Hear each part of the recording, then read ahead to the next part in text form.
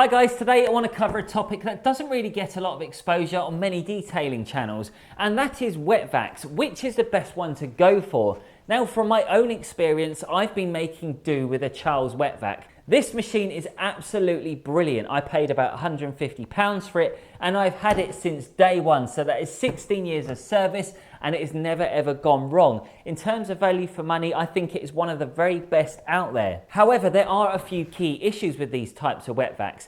Because they have a smiley face on it, a lot of people have drawn to my attention that they don't look very professional. So we need to try and come up with a different option. We need something that looks professional but also does an outstanding job with good reliability to back it up. But here comes another problem, because detailing at the minute is not a flourishing industry. Things are looking very sketchy as we head into autumn, and I don't think it's going to get any better during winter either. So if you're a beginner, you may not want to fork out £150 on a brand new wet vac. So what is the solution? Well, it's this, the Hyundai HYVI 2512. This is my new Hyundai wet vac, and it's going to come in at a fraction of the cost of a Charles wet vac. Now, there are a couple of reasons that drew me to this particular model. Number one being the price. It comes in at just shy of £65, which I definitely believe is going to be right up your street if you're on a tight budget. But there is a couple of things that might actually separate this from the more expensive models. And I want to show you right now, because not only is this a wet vac so it can suck up water,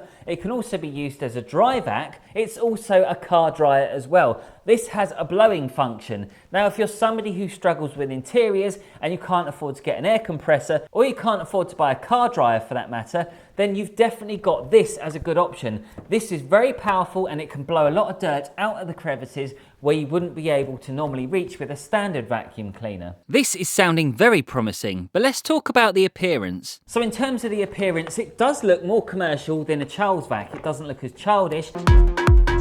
And you will be taken seriously if you rock up to a client's house and you have one of these. It also reminds me of that silly little robot of Star Wars. Well, a cross between that and a WWF trash can that you'd use to hit another wrestler around the head with.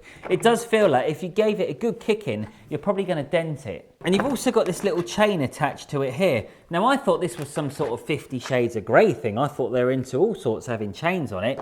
But it turns out that that is purely designed just to stop you getting a static shock, because what happens is when you're using this for long periods of time, there is a static charge that builds up inside. If you were to touch this without the chain, you could get a little zap. But don't honestly let that put you off. It's not actually a bad machine. I've been using it now for a couple of weeks, and I have to say, I've been pretty impressed with the results. I think one of the key things that I do love about it has to be that blower function, because without that, you really can struggle on some interiors. That blowing feature is brilliant for so many different things. And I've also covered a video with loads of different hacks that you can use, from using a car dryer that would also apply to this. But what about cleaning fabric? Can it actually do that? Now, I think some of you beginners out there may be slightly confused with a few things, because I was one of those people once. Now, I wanted to get myself a wet vac, but little did I know that a wet vac is not necessarily a wet extractor. There's quite a bit of a difference here. Now, because this isn't a wet extractor, you don't have any trigger, so you can't squirt any chemical into the fabric,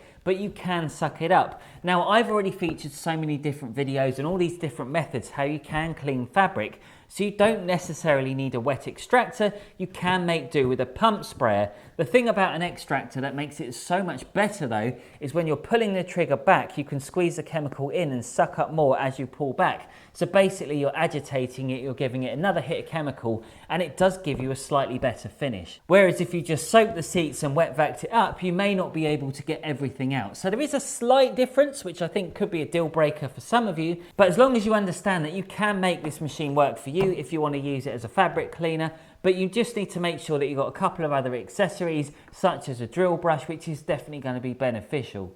Now let's do a quick comparison, but let's add another rival, being the Screwfix Titan. The hose length on the Hyundai is 1.5 metres, the Titan is slightly more at 1.8 metres, but the Charles boasts a staggering 2.4 metres. The power cable for the Hyundai is 4.5 metres, but slightly short of the Titan, which comes in at 5 metres. And the Charles has a staggering 26 metres of cable. Now with prices, the Hyundai will set you back just under £64 and the Titan is also cheaper than that at £49.